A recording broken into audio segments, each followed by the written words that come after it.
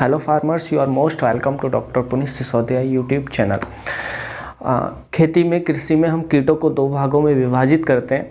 Number एक जो हमारे कृषि मित्र कीट होते हैं, नंबर दो हानिकारक कीट। तो कृषि मित्र कीट वो होते हैं जो हमारे पौधों को या हमारी भूमि को किसी न किसी रूप में लाभ पहुंचाते हैं, फ़ायदा पहुंचाते हैं, उन्हें हम कृषि मित्र कीट कहते हैं। इसी तरीके से जो हमारी फसलों को जो कीट हमारी फसलों को हानि पहुंचाते हैं, उनको खाकर या अन्य किसी तरीके से या भूमि को हानि पहुंचाते हैं, तो उन्हें हमें हानिकारक कीट कहते हैं।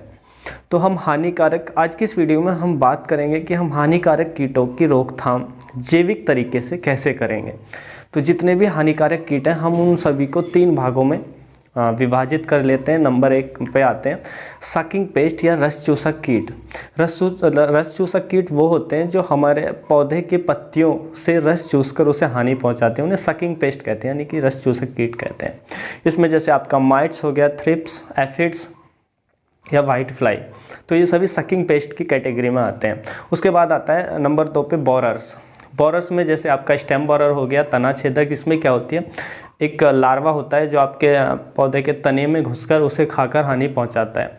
इसी तरीके से जब वो लार्वा फल में हानि पहुंचाता है तो उसे हम फल छेदक कहते हैं, यानी कि फ्रूट बोरर कहते हैं। नंबर तीन पर आता है कैटरपिलर, यानी कि जिसे हम सूंडी या हिंदी में इल्ली भी कहते हैं।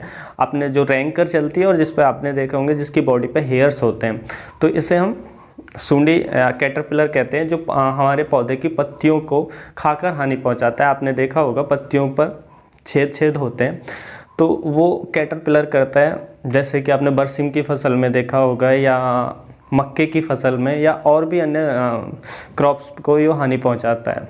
तो ये तीन तरीके के इंसेक्ट हो गए। तो सबसे पहले हम बात करते हैं कि हमें सकिंग पेस्ट यानी कि रस चूसक को कैसे कंट्रोल करना है। तो रस चूसक को कंट्रोल करने के लिए, जैविक तरीके से कंट्रोल करने के लिए हमें क्या लेना है, 20 लीटर गौमूत्र देसी गाय का। तो 20 लीटर गौमूत्र लेंगे, उसमें हम 7 तरह की पत्तियां डालेंगे, 2-2 किलो। नीम की पत्ती, कनेर की पत्ती 2 किलो, 2 किलो भांग के पत्ते, 2 किलो करंजी के पत्ते, 2 किलो कांग्रेस घास होती है, आपने देखा होगा खेत में उगाती है, तो आप 2 किलो वो ले लेंगे। आप तना समेत ले सकते हैं, यदि तना मुलायम है तो तना समेत उखाल सकते हैं। 2 किलो धतूरे के पत्ते, 2 किलो तम्बाकू के पत्ते। इस तरीके से आप 7 तरह की पत्तियां ले लें। कोई नहीं भी मिलती है तो आप उसको स्किप कर सकते हैं। उसके बाद इन सभी पत्तियों को आप अच्छे से मसल कर, आप क्या कर सकते हैं, जो हमारे गांव में चारा काटने वाली जो मशीन होती है, आप उनको उसमें इसको काट कर नीचे कपड़ा बिछा लें, उसके बाद काट लें, तो इस काट कर ये कट जाएगी। तो उसके बाद इसको सभी को गौमूत्र में हम डाल देंगे। और गौमूत्र में डालने के बाद जो हमने 20 लीटर गौमूत्र लिया है, और इसको हम जो तैयार करेंगे प्लास्टिक के बर्तन में करेंगे। आपको केवल लोहे का बर्तन नहीं लेना है, बाकी आप किसी चीज़ का भी, किसी भी मेटल का भी बर्तन ले सकते हैं, कुछ भी ले सकते हैं, लेकिन लोहे का बर्तन ना लें। उसके बाद इसे पत्तियों को उसमें गौमूत्र में 20 लीटर में डाल दें।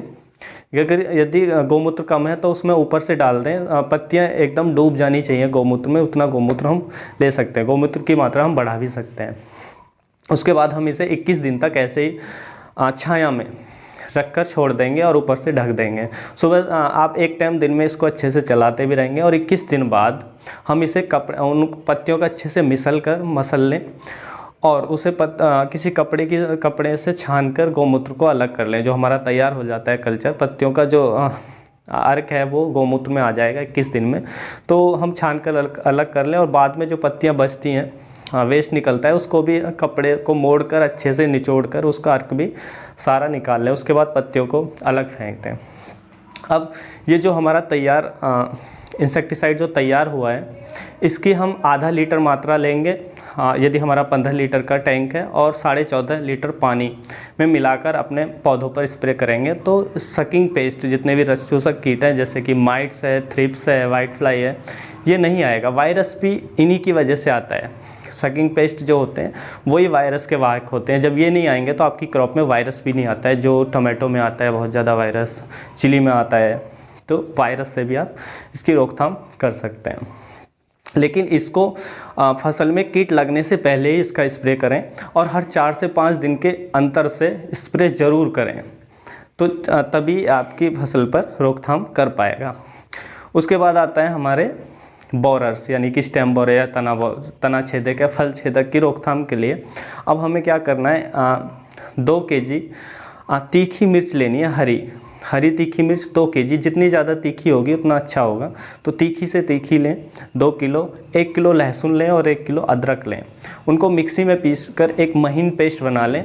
ये पेस्ट हमारा 1 एकड़ के लिए, यानी कि आपकी जो 1 एकड़ की फसल है उसके लिए पर्याप्त होता है। तो उसमें मान लीजिए 5 टंकी या 6 टंकी लगती हैं आपकी 1 एकड़ में, तो मान लीजिए हम 6 टंकी यदि 1 एकड़ में आपकी लग रही हैं, तो जो हमने पहले जो पत्तियों के अर्क से जो इंसेक्टिसाइड बनाया था उसकी यदि 6 टंकी लगेंगी तो 6 टंकी के हिसाब से 6 टंकी में वो कितना डलता है, 1 टंकी में आधा लीटर डलता है, तो हम 3 लीटर वो इसमें डाल लेंगे और अच्छे से मिक्स कर लेंगे। जो हमने पेस्ट बनाया है अदरक लहसुन और मिर्च का, उसमें से जो पत्तियों का जो इंसेक्टिसाइड हमने घोल तैयार किया था उसमें से 3 लीटर मात्रा इसमें डालकर और अच्छे से मिला लेंगे। उसके बाद इसे हम, यदि हमारी 6 टंकी लगती हैं या जितनी भी टंकी लगती हैं उस हिसाब से हम इसको डिवाइड करके और 1 टंकी में उतना डाल के बाकी पानी डाल के हम स्प्रे करेंगे, तो जो भी आपके बोरर्स हैं, तना छेदक, फल छेदक, ये नहीं आएंगे।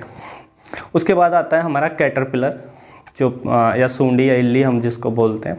तो उसके लिए हमें क्या लेनी है, देसी गाय की लस्सी, जो छाछ हम बोलते हैं, वो कम से कम 60 दिन पुरानी छाछ लें। आप छाछ को रख कर 60 दिन तक उसको रख कर रखें, यदि ताज़ा है तो जितनी ज़्यादा पुरानी होगी उतनी ज़्यादा वो कारगर होगी।